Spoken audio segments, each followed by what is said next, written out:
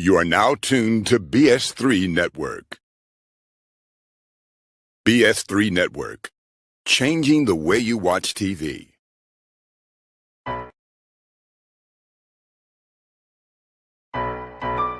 It's Queen 3 and King. It's Queen 3 and King. It's Queen 3 and King. Queen 3 and King, we the team, it's going down. We the talk of the town, it's going down. We royalty, wear our crowns, it's going down. Tune in now, it's going down. Queen 3 and King, we the team, it's going down. We the talk of the town, it's going down. We royalty, wear our crowns, it's going down. Tune in now, it's going down. It's Queen 3 and King on BS3 Network. Hello, everyone. We're back. It is another Hot Girl Summer takeover on Queen 3 and King. All right. How y'all feeling tonight? Good. It's been a day, but I'm good. I feel like we all had that same answer. We was like, we're here. It's been It's been a day. We're doing this. We're doing it. Right. All right, so I am going to start by introducing myself. My name is LaToya. I actually am the co-host on Perspective. It is also a show here on the BS3 Network. I co-host with Eric, the Intellect Butler, and we share our perspective every Thursday at 8:30. Tune in, tell a friend to tell another friend. So I am a licensed professional counselor. I'm an author, and I am super excited to be here with Queen 3 and King. Like, they keep letting me come back, y'all. Woo woo. So, look at that. Right. Super excited to do this again. All right, so we're gonna start with you, Queen Lee. Go ahead and introduce yourself. Hey y'all, baby Queen here, checking in. Happy Tuesday. So happy to be here. Like we've said, it's been a day, but yet we are still holding on. Okay. So glad to be with you guys tonight. Can't wait for the conversation. Yay. Dr. Selena, introduce yourself. Hey guys, I'm Dr. Selena Smith. I am glad to be here for one. I'm glad to be in the service one more time. I really am. Hallelujah. Come on. I am a trauma-informed practitioner. I have a podcast called Through the Eyes of Trauma. And so I do trauma-informed life coaching as well. And I'm really just thankful that y'all invited me here. I'm excited to be in the number. Yes, Lord. Yeah. They keep letting us come back, girl. All right. Mika, you want to introduce yourself? You ready? Oh, I think I'm ready. Okay. Hey guys. Glad to be here. And I'm being to bed at 8:18. But I'm glad to be here. Educator, queen, some days, and that's about it, y'all. Okay. And then last but absolutely never least, Erica. All right. Hi, everybody. Glad to be back. Happy to be here. Looking forward to the conversation. And I guess let's go. Mm-hmm. Well, today's topic is why is she so angry? It is the third installment of the Hot Girl Summer series. And I think we have a video to get us started with a little conversation. We're going to roll the clip. I am tired of being a Black woman, y'all. Or should I say, it's tiring being a Black woman. I'm tired of the backhanded comments. I'm tired of the microaggressions. I'm tired of the code switching to even have a crumb of respect in the workplace. I'm tired of our acceptance into certain spaces being conditional. I'm tired of the world constantly trying to villainize us. I'm tired of the world constantly using our labor, our creativity, but find it so difficult to give us any sort of recognition for it. I'm tired of us always having to pick our battles because we have to pick between peace or being penalized. I am so tired of not being given the same grace and benefit of the doubt like our other counterparts. And I'm so tired of our own community throwing stones with the rest of the world. What really stands out to me is that I am tired of the support that Black women give and the lack of it we receive back. I'm tired of the violence, the hate, the neglect, And what infuriates me the most is the gaslighting, acting like none of this is happening to us and that we're just over exaggerating and it's all in our heads. I'm so tired of us not being treated like we are worthy of gentleness and kindness. I am just so exhausted. I don't have the energy anymore.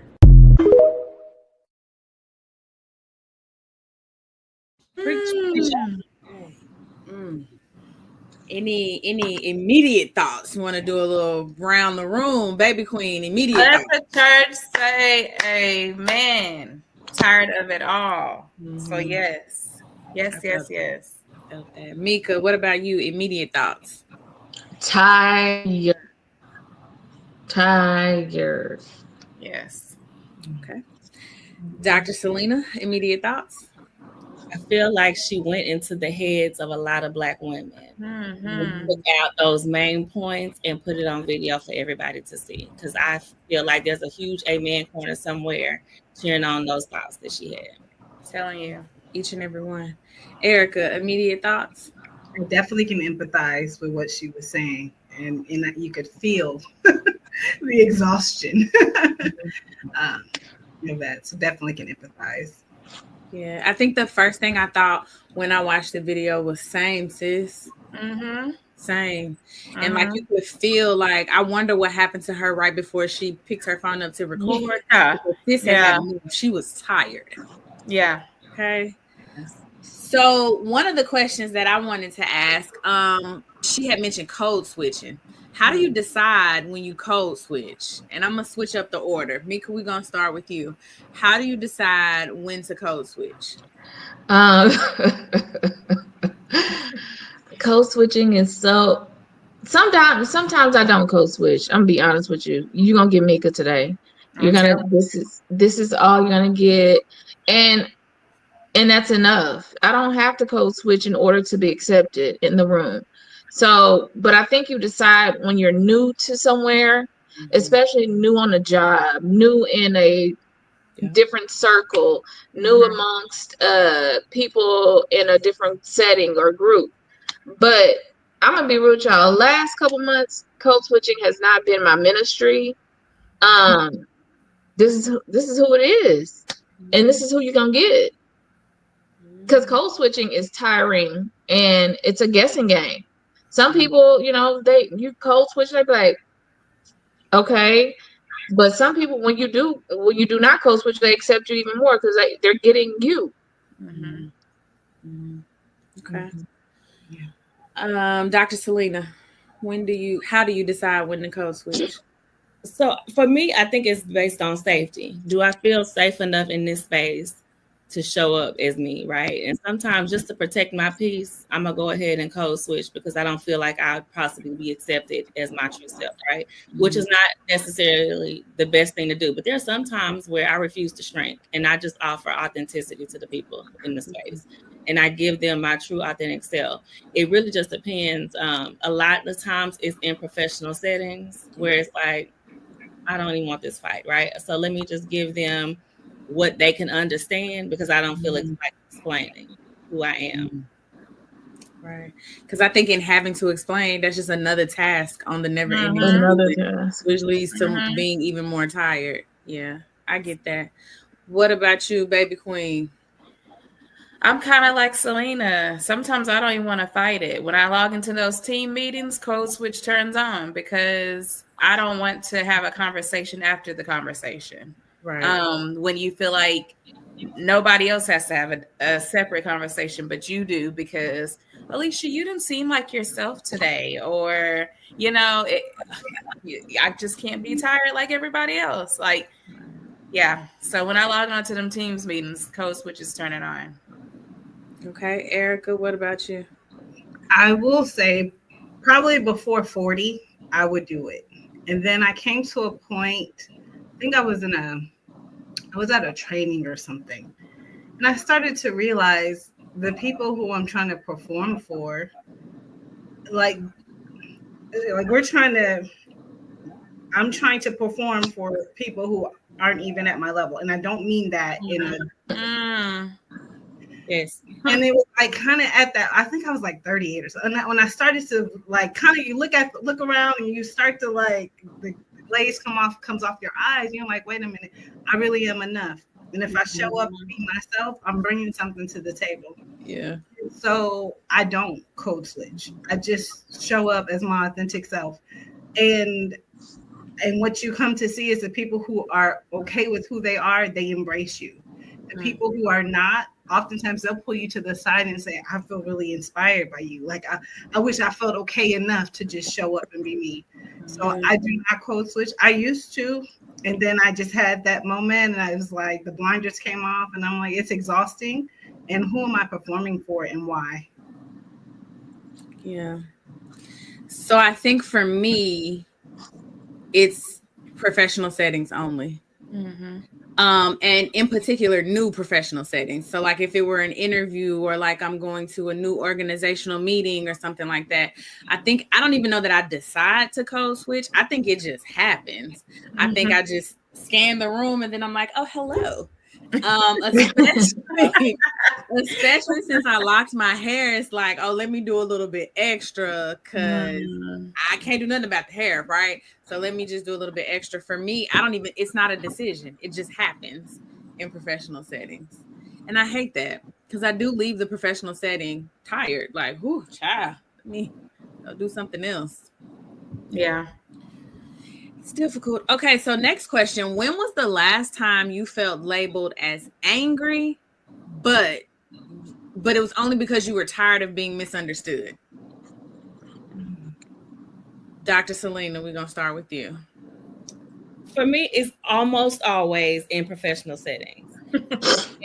And why is because if I express something with passion or with a sense of urgency, it's always misdirected as anger, right? But in reality, I'm tired. I'm exhausted from having to repeat myself when I've already told you, or I'm tired from being misunderstood, or you haven't taken on the urgency that I thought I was telling you initially, or you're just not passionate about the thing like I am. And so my passion comes across as anger. And then that's even more frustrating is because I can't show passion in the way I talk with my hands or whatever, and that not come across as being upset. And it's like, do you know how to read the room? Right. You know, do you have emotional intelligence to understand what passion looks like as opposed to anger? And that, so it's almost always in professional setting. Or if I'm just talking about something I'm passionate, I'm talking fast, I'm talking with my hands, and they're like, what you mad about? I'm like, I'm not mad. Like, I just want to give you how I feel. I want all of the passion to come out. Right.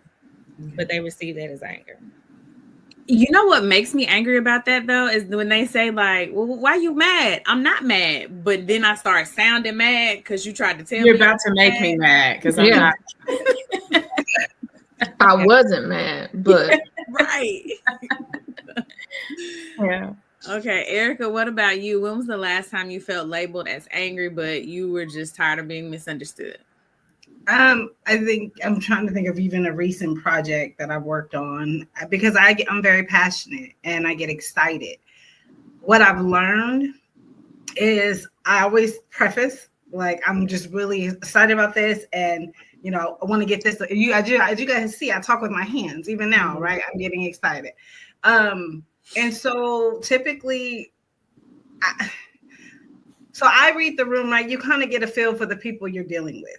And so once I get a feel for who I'm dealing with, who I'm working with, then I start to decide how I communicate and what I share. So if I'm working on something and I'm excited about it, and I know like within this group, it's a safe space to say, okay, here's this, not bring that energy. But then when I realize that there's people who I can't bring that kind of energy, then I come more organized. I'm a lot more calmer. I'm not changing what I'm saying or how I'm saying it, but I'm changing my approach, meaning, and I'm trying to, I don't want to share too much, but on a recent project that I was working on, I came with my list. So here are the things we're excited about. Here's what we need to get accomplished. This is what it looks like. What are your thoughts?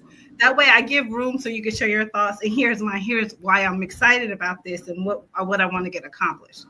And so I'm intentional about communicating and being on this, being clear and being transparent.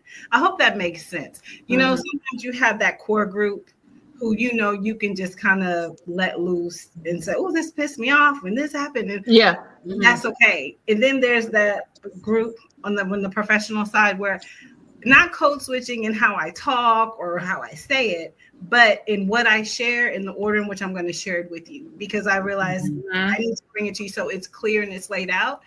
And that way we can be on the same page. Does that make sense? What I just said? Yeah, perfect sense. Yeah. All right. Okay. What about you, Mika? When was the last time you felt labeled? I hate to repeat, but I'm gonna say professional setting as well. I think a lot of times when you're in the circles we're in as professionals, it's not a lot of us. So they don't understand how we communicate, how we do things, how we, you know, talk and express ourselves with our hands. So I'm going to say professional setting. Seeing a theme. What about you, baby queen? I'm hopping on the professional setting bandwagon too, because that's what it is. And it's usually in those situations where you see privilege show up. Yeah. Not privilege. Yeah. And you know what I'm talking about. So you usually see privilege show up. And I've had situations, especially in the recent last few weeks, where I've had to do more work because Alicia's just going to get it done. And I'm not going to put up a fight about it. I'm just going to get it done. Whereas other people can say they're not going to do it. And I don't feel like I'm able to say that. No. Right. So, yeah. Can you imagine if you went in there and said like, oh, no, thank you. I won't be doing this. I would probably be asking y'all tonight, is anybody hiring? Okay. Wow. The audacity.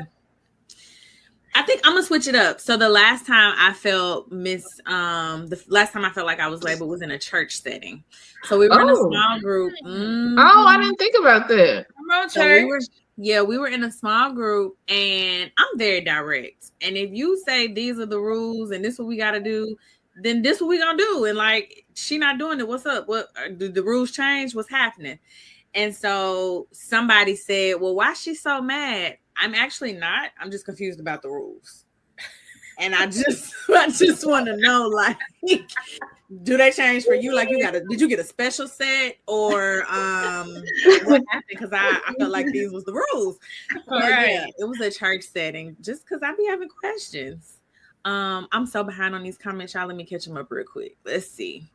All right, so Ben Sutterf III, if you did not put your 1 + 1 = 2, he is the BS3 on the BS3 network. He says you can support BS3 network by sending stars. Stars help us earn money to continue building the network. Thank you.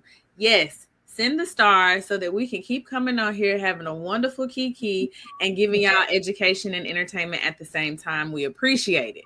He said, good evening, ladies. Good evening. Then he said that good old privilege, shaking my head. I know it shows up. It shows up. But even though that you kind of flipped the way you said it in church, I also think about in relationships. So when you're passionate about something with your spouse and you're trying to tell them, this is what I'm talking about. Why are you mad? No, I'm not mad, but I want you to understand what I'm trying to say. Oh, that's a good one. Yeah. And even the opposite of that. So like my passion comes across as anger, upset, but like for me, my husband's lack of passion comes out to me. I'll be like, what's wrong with you? I'm like, you are so right. Yes. No, I need you to get a little excited when I'm talking to you. Right. It's the opposite for us, you know, where him, like the lack of passion to me comes across as like, oh, you mad? Like, no, what are you talking about? That was some good ones. Those are good ones, y'all. Next question. If we confuse anger and exhaustion, how does that impact the way we communicate with others? Oh, everybody thinking? 1, think you become short with people. 1, 2, 3. Erica. Oh, thank you, Lord. Thank you, Lord, Erica. Anger and exhaustion. I think when we become short with people, we tend to shut down. And like, I'm done. I'm not talking to anybody. I'm not doing this. And I think, honestly, I think it's okay to recognize when you've had enough. And I think it's okay to say, you know what, I need to step away from this for a minute. Or, this is not the right time for me to address this. Because we do get exhausted. And when we're not understood, I think it's the feeling of being misunderstood. And then it's also a feeling of not being seen. So it's like, I'm trying to share with you, or even like what you mentioned, Baby Queen, about, with work. It's like, okay, you don't see me other than to give me more to do. And so at some point, you can hit that point of like, I'm done, when you get to your point, like, your stretch, your limit. And so I think that it's okay to acknowledge when we feel that way and put words to it, and then be able to give ourselves space. For me, I like to process out loud, and I have to write down so I can be clear on why I feel the way I do and where I stand and what am I going to do next, what I'm not going to do next. And then I'm okay with my decision when I understand my why.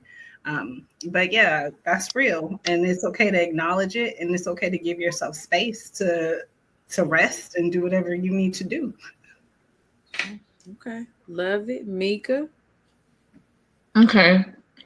I was thinking about this.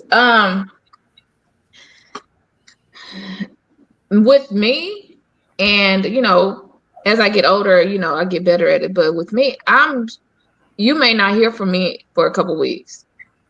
And that's not on purpose. I mean, I'm sleeping this thing off. And sometimes you don't want, because I always tell people, I don't want to put my even if I am angry or upset or whatever, it eventually turns into exhaustion because I haven't spoken it to another person. I haven't let it out. So I think that anger, even if you are angry, if a situation has made you angry, a person has made you angry, it does turn into exhaustion when you're trying to carry it by yourself and you've not expressed that thing. So with me, I will sleep that thing off, and because I'm like mental exhaustion will take you down before physical exhaustion is what I always say. Agreed. So, do I, am I learning how to express that? And because I hate to hurt people's feelings. I'm like, I'll just shut up. I won't tell them, and I'll deal with it. But I'm just learning a conversation. Hey, you hurt my feelings that day when you said X, Y, and Z, and I'm not carrying that thing. Or, if your boss says something that was out of line to you, hey, this is, I want to keep this professional, but I want us to respect each other in this situation. And, yesterday or 2 days ago when you said this, I didn't appreciate it or whatever. So having those respectful conversations, people usually come back and say, I'm sorry, I didn't even know I did that, or I didn't recognize it. And so you're not carrying that anger and exhaustion, which turns into exhaustion. Absolutely. Okay. Yeah, that's good. Okay. Dr. Selena. I think when we confuse anger and exhaustion, it really distorts the message, right? And so people are then reacting to the tone of the anger and not the truth of the exhaustion, the actual exhaustion. So instead of you getting, because you're exhausted and not necessarily angry, instead of you getting the support and the understanding that comes with exhaustion, you now get the distance and the defensiveness that comes with the anger. And so I think that's why it's very important to communicate really what's going on with you so that the message doesn't get distorted. And then you actually get what it is that you need instead of the opposite when they think in reality that it's not, when they think it's anger, when in reality it's not, it's exhaustion, right? And you get those things that you need in the support and understanding. Love it. Baby Queen. When we confuse those two, I'm speaking for myself. I shut down. I need a minute to process. I need a minute to work through my thoughts before I say anything, because sometimes when you say something, when you're exhausted, when you're angry, like like Selena said, it doesn't come out the right way. So Right. sometimes I need to take a step back and process that first before moving forward with the conversation. I think for me, I agree with everything that everyone has said. And I also think when we confuse the two, we take the humanity out of it. We stop listening to what they're saying. We stop seeing them as like, oh, this person may be dealing with something, they may be going through something, and we just like, no, let me pop off, let me defend myself, let me do what I gotta do. And now we angry and exhausted when what we should have done was ask the question. Yeah. So But I think it's super weird, especially, as Black women, we'll say, why she mad? And sis can be totally just tired. She's worn down from the week. She's worn down from the situation she's handling. But I think we have to, one of the things, Selena has said to me on my birthday was, you got to learn how to communicate. Like, you're not wearing nobody out. You're not bothering people. We always assume we bothering somebody, or we're getting on their nerve, or they got their own stuff going on, but they wouldn't be your friend if you couldn't come out and just say different things to them and, hey, help me process this. But I think we carry it because we don't want to bother, and then it turns into anger, and then it turns into exhaustion because we're tired. yeah, for sure. But I think if you come into a relationship with somebody, and not necessarily just romantically, but you kind of know, you know what I'm saying? You can kind of feel what that person is feeling. And then if they won't say it for them. Like, there's, like, I know specifically with me and Mika, she won't necessarily say it because I know she already knows she feels like she's bothering people, but she might not be feeling herself. But if I call it out and say, like, what's going on with you? Like, are you upset about something?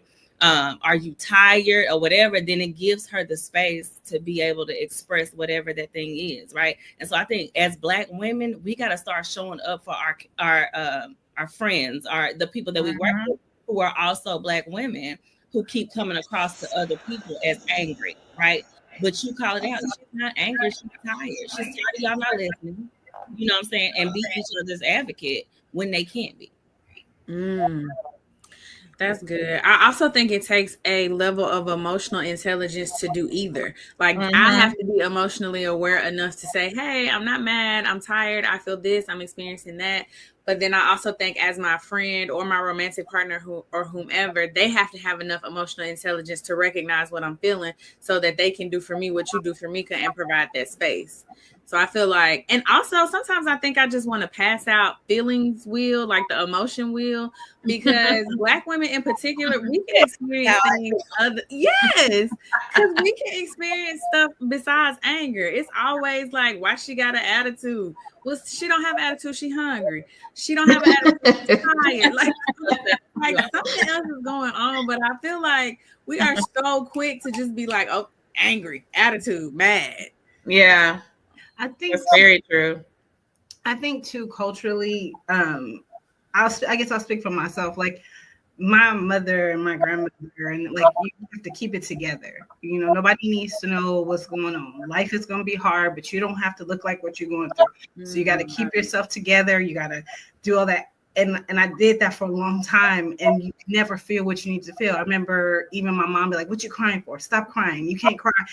Stuff like that. And so I think culturally there's something that's so ingrained. I think it goes deeper than even probably our mothers and grandmothers. That's so ingrained in us, where even if we feel a certain way, I love what you talk about, the wheel of emotions. We didn't even know what to put with it because some of us weren't allowed to have those feelings. You had to keep it together because you had stuff to do, and you gotta, what you moving, what's your next goal, what's your, it's always pushing the bar. What's the next thing? Okay, you got your master's, when you going for your doctors, all those things. And for me, at some point, that was so exhausting. I remember, I love my grandfather, he's passed, but I remember one time just realizing, like, every time I visit, it's like, what are you doing next? And I just be okay just being right here. If I'm sad, is it okay to feel it? And why am I sad? Maybe today is just that day, and let it be, and it's okay. And so I say all that to say that as women, especially as Black women, I think sometimes our hardest struggle is we don't know how to feel because we really haven't let ourselves feel. Or we think it's weakness. We think it's weak and we have to toughen up and get it together. And I think that that's old. And I feel like that's what that young lady was saying. And somehow I think it's so ingrained in us. Not that it's a bad thing, because like every woman on this panel is successful and doing well. Yet you might have some days where you just want to put that head down. Like, I don't need a title. I just want to just sit here in my sweats and just be. Yes. And it's a long time to get to the point of just being able to be present. And it's the most freeing thing. And so, I think about us as women, and just like, it's okay to feel. And the truth is, sometimes we don't even know what the feeling is. We had a chance to sit long enough in it, trying to fix it, or somebody's trying to fix it. So to be passionate and excited about something, sometimes it's more like, well, that's the next goal. What you're doing? Well, why can't you just be passionate, excited, just because? Or, I want to paint just because. And I'm not trying to go out and be the next #1 artist. I just want to paint because it's a free space for me to enjoy that, and we can share that. And I just think we need to be able to have places where we can be soft, where we can laugh, we can embrace who we are. We talked about in the beginning code switching, getting to a point where you don't need to code switch. When you come in a room, you can show up and be you. And whether they receive you or not, it's not your issue, that's theirs. But to be free in that. And so I think the biggest thing is just allowing ourselves to feel, so then we can start to put words to it and be able to sit in that sometimes. And I feel like we got to fix it, as if we're broken. That's so good. That was real good. And the thing that came up for me when I was listening to you talk, a lot of times my clients don't want to feel because they're scared they're not going to be able to bounce back from it. It's like, girl, this little hour with you was cute, but I still got to go to work after this. I got to pick my baby up. We got to go to soccer practice. So hold on, we can't talk about that. Because if we open up the floodgates, then what? Because like you said, we don't have a lot of spaces where it's okay to fall apart, where it's okay to show up and maybe you done cried your eyelashes off or whatever. We don't have those spaces because people gonna be too busy like, no, what's wrong with her eyelash at? What she got going? So I think it's very important that we find those safe spaces and create those safe spaces and then be those safe spaces for other women. Yeah. I think even in the release, so even when like your clients talk to you and they're able to get those things out, and even if they cry, right, the release, they gain so much in the release, and they probably feel 1,000 times better. But what looks like on their outer side, with their lashes gone, with their eyes red, is what is questioned by outsiders, right? And so that's, I think, what we worry about. We worry about how we show up looking to people as opposed to feeling, because now I know they feel better. Right, but they probably look a hot mess because their release cost them something. It cost them their appearance at that moment, right? And we worry so much about what we look like to other people instead of caring about what we feel like. And I think that's the part. Like for me, so I'm a life coach, and I help people in that space of being, who are you? At the end of the day, it doesn't matter. If you can go out the house with your locks, however, or your hair, however, and no makeup on, and you inside, you are okay. And you are at peace. Now you can show up and be you. When I say show up and be you, sometimes we'll spend so much energy thinking, I'm thinking about what you're thinking about me. And 90% of that, you're not even thinking about me. You're thinking about your 50 other things you have to do. But if I put so much energy into thinking what you might be thinking, now I got to put that mirror up to myself and say, what am I seeing about myself? Am I worthy? Do I love me? Am I enough? This past weekend, we had a small group discussion. And one of the things is when you stand in the mirror and you look at yourself, first of all, can you look at yourself? Some women can't even look in the mirror. And I'm talking about really see yourself. And when we put all the pieces on the board, yes, we have things that we might want to work on, but if you can embrace that and know, I want to work on A, B, C, D, and you're okay, then you put that work in. But if I'm okay with this, then I'm okay with that. It doesn't matter what other people think. And I know like we say that and it sounds cliche because tomorrow you get up and you got to go in the office and you got to deal with these people. But the truth is that person that's sitting next to you that you think you're performing for, they might be struggling on a whole nother level. And you showing up in your own self that you are enough not to perform for anybody. If anything, you're the Lord, right? We work unto the Lord. Then that person, you are inspiring them and speaking more volume than you coming in with a full face and a toe apart. You know what I'm saying? Because we know the people who they got the whole look, but man, as soon as they open their mouth, your heart breaks because you realize this person is really struggling, but they're too afraid to even say, I need help. So what if I can be that safe space to give you the courage to say, I'm struggling, I need help. You know, that's the best gift I think we can give people. I'm passionate. I don't mean to go on and on, but I wanted to share that. No, it's totally fine. That's good. Cause why he say this? Mr. J. Gilliard said no bonnets though. So if you're new here, we definitely talked about bonnets. Maybe last week, the week before. I have no idea.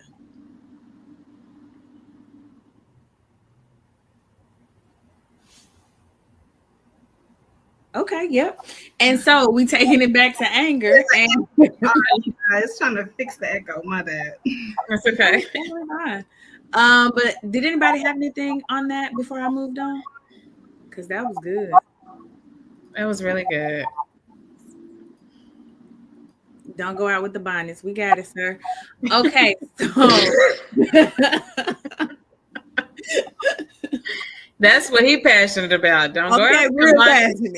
He said there will be no bonnets allowed. Are you angry about the He saw somebody out today with them bonnets on, child. Probably did. That's why he's so Don't look at me. Okay, so the next question is if we go back to talking about anger, like how do you think we start to correct the narrative so that Black women are not automatically labeled angry? Baby Queen. I think it goes back to what Erica said, and that's being your authentic self. If we all show up authentically ourselves, and some of them we got to work on. Let me say that.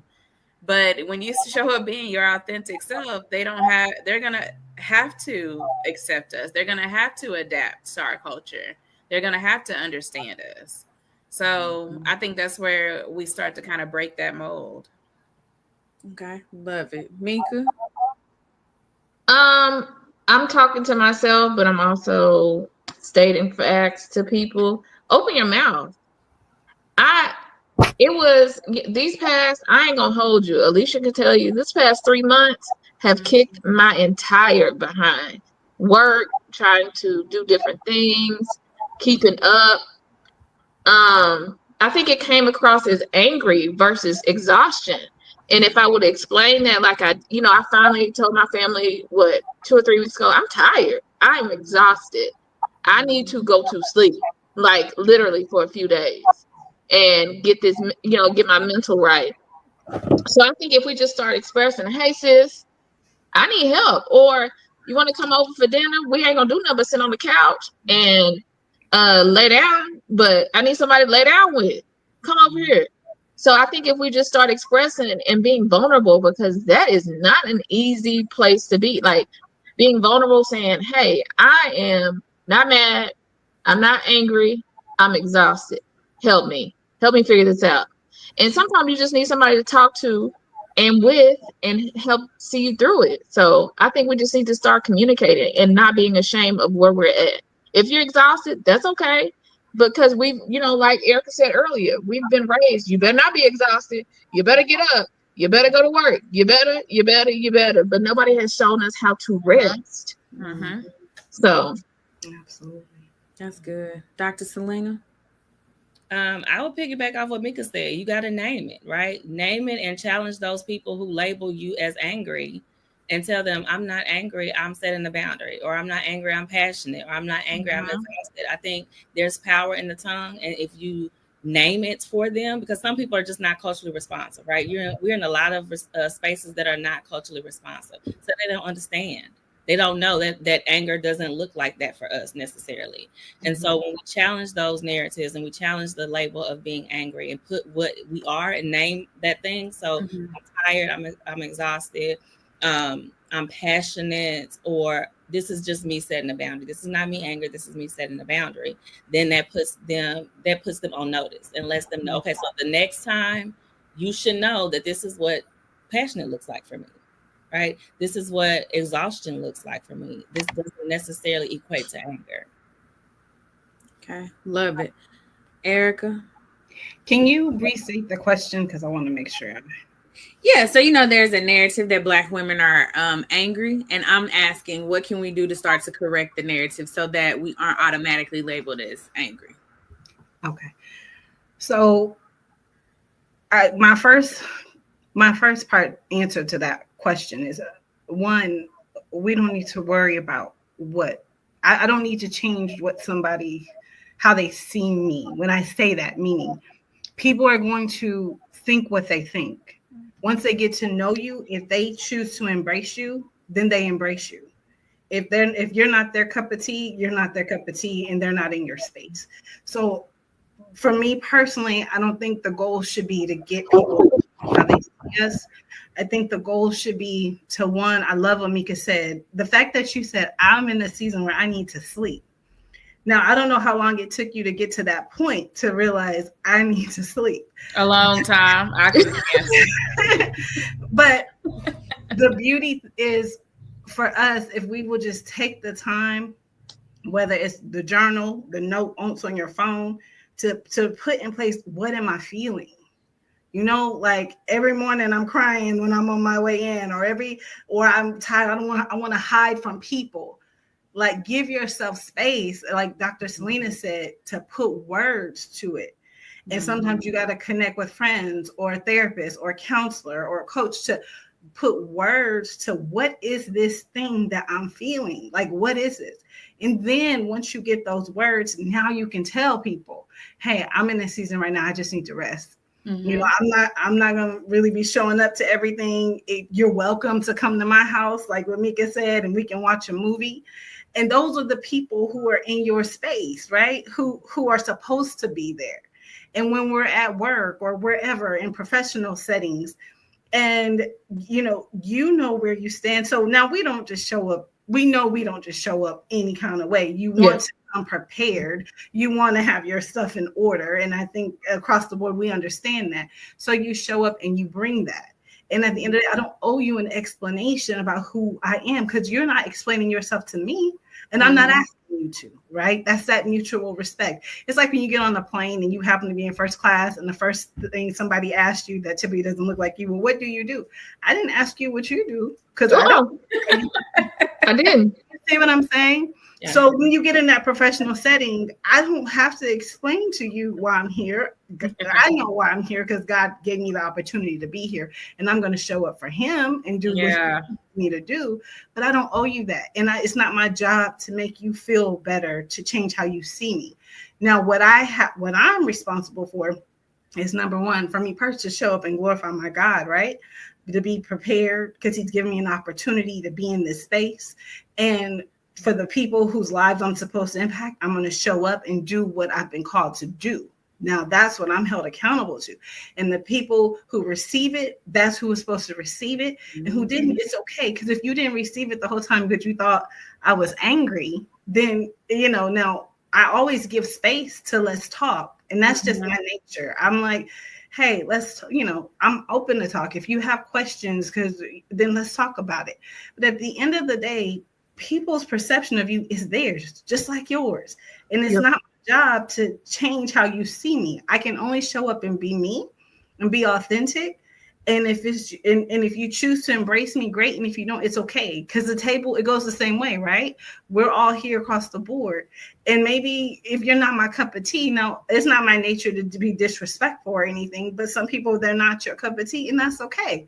And you realize I'm only dealing with them in these spaces, and that's enough. And we don't owe each other anything. Does that make sense? Yeah, it does. I think I would like to add to that. I think if I were trying to change the narrative, I would always start with myself. And I would like to be educated on emotions and things like that. So I think education is the key to changing any type of narrative. And so that way, when someone says, why you got an attitude? Why are you angry? Then I can do what Dr. Selena said and say, no, I'm not angry. I'm just setting a boundary. Mm-hmm. And then from there, I would take on your perspective, Erica, like, and that's it. Like I said what I said, and I don't owe you anything beyond that.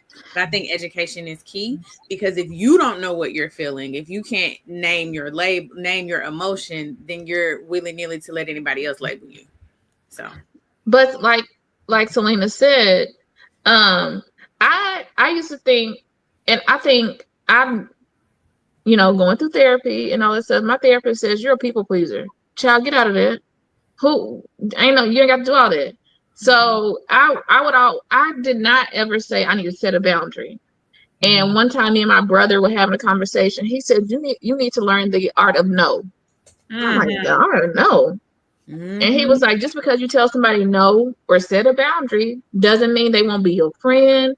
They're not going to be your family tomorrow. They're not. It's okay to set a boundary and it's okay to say no." And he said, "No isn't a complete answer." Y'all, I was like, "What?" Mm-hmm. Complacent? It's no. And I was like, no, I can't do that. I don't want people being angry or upset or think I'm angry or upset. But if you perceive my boundary or my no, not this time, as as something negative, you're not for real in my circle. You got to say no with a smile. No. Look, I encourage people not to smile because my no is my no. Don't smile. What we smiling for? I still say no. I tell my clients, do not smile because that's you trying to opening the door. Because if you're new to setting boundaries and you say no, like, girl, okay, so I'ma still like people. I'm just saying I'm a smile because I don't want you to misconstrue my no with I'm angry about you asking me and that I have to tell you no. But I'm happy about my no because I agree with you. No, ma'am. That's look, and I told Mika forever. I'm like, you need to start saying no because I don't mind. And Mika would say, Alicia, do not mind. I do not mind saying no. I really wish I had some Alicia in me because she'd be like, no. So and call me back. Next subject, because that's it. Yeah. I don't have to explain beyond that. No. So I get. We always got to know that like people are going to get their needs met. People are going to get their needs met. Absolutely. Yes, from somebody. Yes. And so if I call and I say, can I have $50? And you say no, I'm definitely calling the next person. People will always get their needs met. How they respond to your no is not even your business. Like, you said no, and like Alicia said, like next subject. No, Alicia will say, girl, tell them no. So what else you got going on today? And I'm like, Alicia. Mika's still on that trying to figure out, but she's getting a lot better. But I told her I had to take a step back, especially when I had kids, because people will just keep on, oh, you can do it. No, actually I can't. So no.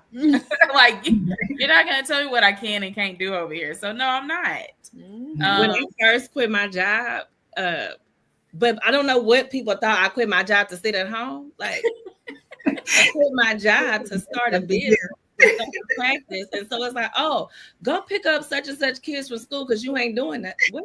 Oh,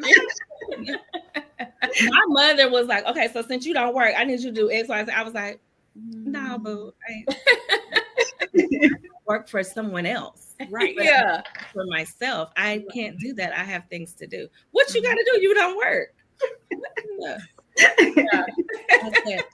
But then you when you do say yeah, you show up angry. Like your mama said, let's come run these errands, but I'm angry. Yeah, I'm really angry now because I really meant to say no and set that boundary because I'm at work, technically working for myself. I got to go harder, but and I had to learn that. Yeah, but I had to learn that else is happy. You know, so you get my angry yes when you could have got somebody else's happy yes. Like right. Else wants to do that for you, it's just not me. Yes.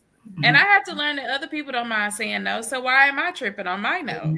Mm-hmm. Like other people are no and keep it moving. So guess what? I'm gonna take a page out of their book, no, and keep it moving. Baby, I'm learning. Because you're in a beautiful space, though. It's a beautiful space because one, it's like you're learning more, even more about yourself. And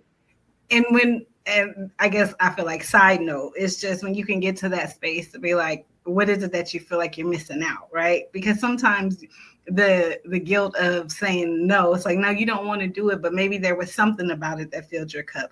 So it's like finding those different things as you learn yourself that you actually enjoy, that you want to say yes to, Right. and not saying yes to something that you really don't want, but maybe it was the companionship, or maybe it was, I don't know, just the conversation or something that led you to the yes, not the actual thing they asked you to do. So it's a beautiful space to be in. I just wanted to say that. That's good. That's really good. Really good. I'm gonna catch the comments up, y'all. So Derek Smith says, I don't know if you all addressed this already or not, but what about women who use their blackness as an excuse to act a fool? Oh.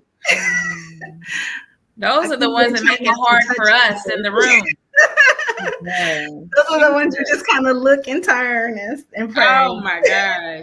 Please don't associate me with that. Don't lump us in. That's where the stereotype comes in, though. Exactly. Those people are the reasons why every emotion that we have outside of anger is labeled as angry. Because those people who, when they are actually angry, when they're out there acting a fool, and I hate to say acting a fool, but their response to their anger is unsavory. I'm gonna put it that way. And they say, I'm black.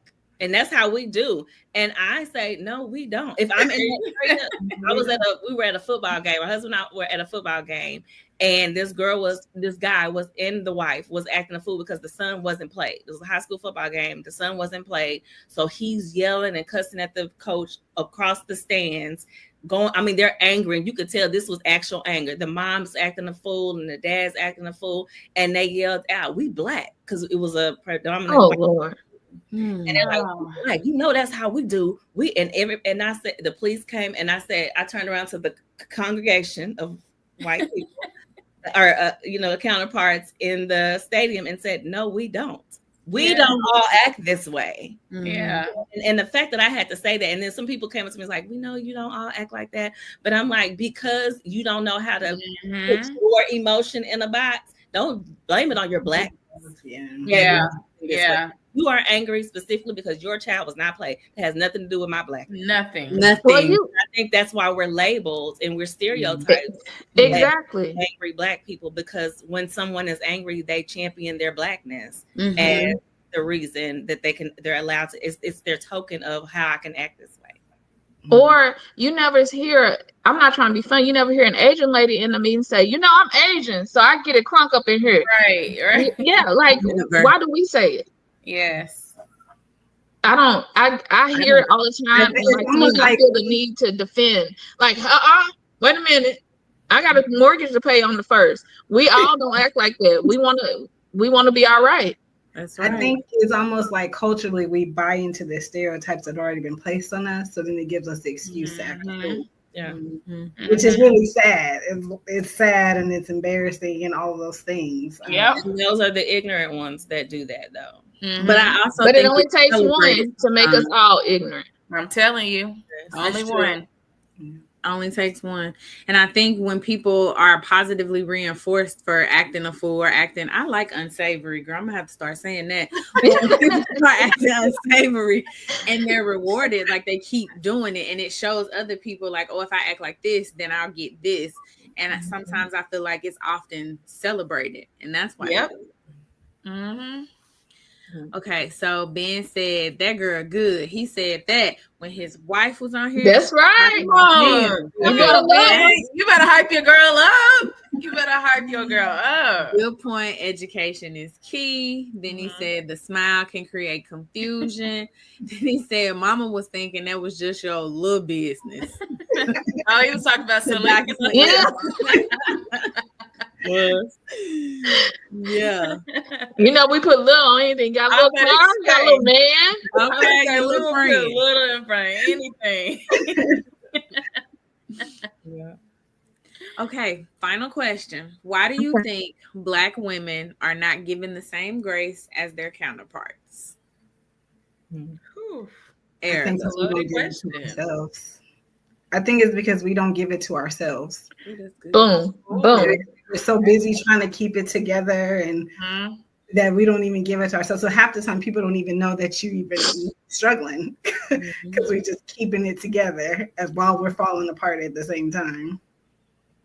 That's so true, because even when I was in leadership at work, I would always, like, when I'm coaching somebody, a lot of the message would be to give themselves grace, because we were in a new area, they were training, and I'm like, you got to give yourself some grace. But meanwhile, behind the scenes, I wasn't giving myself grace in my role. Like, I had to be better than this person because I don't get as much time. This is what I'm thinking in my head. I don't get as much time. I got to go and get there. So yeah, that's so true.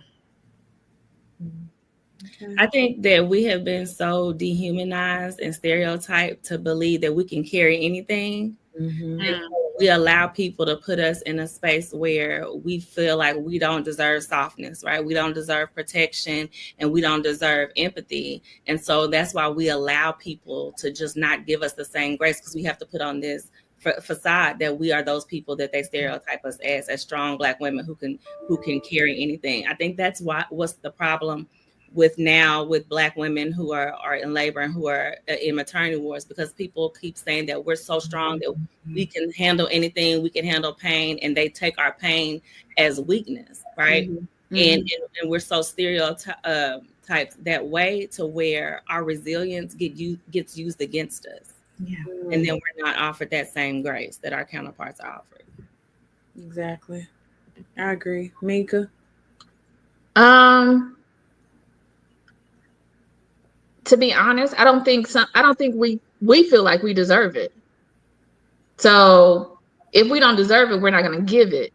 So I just think it's something that we feel has to be earned. We feel like, no, we should do this. And like Selena said, we should be in this space and we should be in that space. But I think I don't think we give it because we don't think we've earned it. And I don't think grace has to be earned. It should be given like it is to our other counterparts. Yeah. I don't know that I could say it any better, so I'm not going to try. I think you all summed it up. I also think that there's some historical context, but I think Dr. Selena hit on that. So, we're not going to mess with a good thing. We are at the end, y'all. We did it. Why are Black women so angry? Why are we mad? What's wrong with her? Nothing. We're exhausted and tired. We overstimulated. And we didn't hit that. Like, I've seen that word. That word is so true. Overstimulated. We're not just overstimulated. It's just too. Sometimes I'll walk in the house and cut off all lights. I'll be like, it's too loud. It's too loud. It's so loud. No. Yep. We're overstimulated. We're carrying the weight of the world on our shoulders.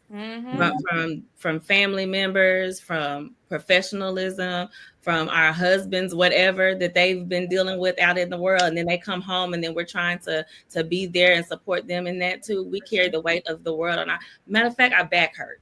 That's why. Yeah. That's why I'm angry. My back hurt. That's why I'm carrying the world on my shoulder. Yeah. So true. All right, let's do final thoughts. Mika, final thoughts. All right, baby, you caught me off guard with that one. I was sitting up here twiddling my thumbs because my back is hurting. Mine too. Look, I'm rubbing my back. Yeah, baby, let me get to that chiropractor. Y'all, I think this was such a good conversation, and I think we need to start being. I'm speaking to myself, and I'm speaking to everybody. I think we need to start being more vulnerable and allowing our exhaustion to show, because exhaustion to some people equate to weakness, and it's not weakness. So being able to speak to that exhaustion, being able to say, hey boo, I have not talked to you this week because I'm exhausted. I'm not mad at anybody. I'm not angry. I just needed a moment. And sometimes when those people come into your week and tell you what to do, it makes it all better. So I think communication will help a lot of this problem we have with being perceived as angry versus tired. Love it. Baby Queen, what you got? Final thoughts? I agree. We have to open up those spaces for each other and create the conversation. I know that when I'm tired, my friends, they'll be like, Alicia ain't heard from me. I'm like, you know what? I'm not in a good space this week and I don't want to bleed on nobody else. So I'm just trying to process it and work through it. But I noticed that when I say that to them, that opens up the conversation like, girl, I'm going through too. And you're able to lift each other up. You know what I mean? And be there for each other and step in when they need X, Y, and Z. Maybe you're that person that, hey, let me take this on for you, Alicia. Don't worry about doing this. I can do it. And I've noticed that when I open up in those spaces, that's when those conversations become available. So it's just important for us to talk. And it's okay to be exhausted. It's okay to be overstimulated. It's okay. We deal with a lot on a daily basis. We are overworked, underpaid, unappreciated, a number of things. So it's okay for us to work through those emotions together. Love it. Erica? I agree with what everyone has said. Communication is so important, and also being able to give space to allow yourself to put words to how you feel. And just like Baby Queen said, when you start to share with people, you start to realize, okay, I'm not alone. And then you start to see the system that you have around you too. So, all right, Dr. Selena. Nikki Giovanni once said, if you have just a little bit of power, then it's your job to empower somebody else. And I think conversations like what we're having right now is the catalyst to empower other women to be able to, like everyone here has said, use our voices to talk and to discuss how our anger is not necessarily anger, it's exhaustion, and take that time to be able to rest, because rest is productive. You know? And so if we empower others to know that rest is productive, take your assist when you need to, but also use your voice in naming whatever it is that you feel as something other than anger. And I think when we do that, each one reach one. We talk to other women about it and we empower them to know that, then they can empower the next person. And so that's why I appreciate this podcast, because I feel like that's what we're doing. We're starting a conversation so other people can let other people know. Yeah. You better use that quote at the beginning, Selena. I know it's right. She came through with it, didn't she? Mika is messy. Real messy. Messy Mika. Messy Mika is back. Baby, I done slept. How you feel better now? You done had some sleep.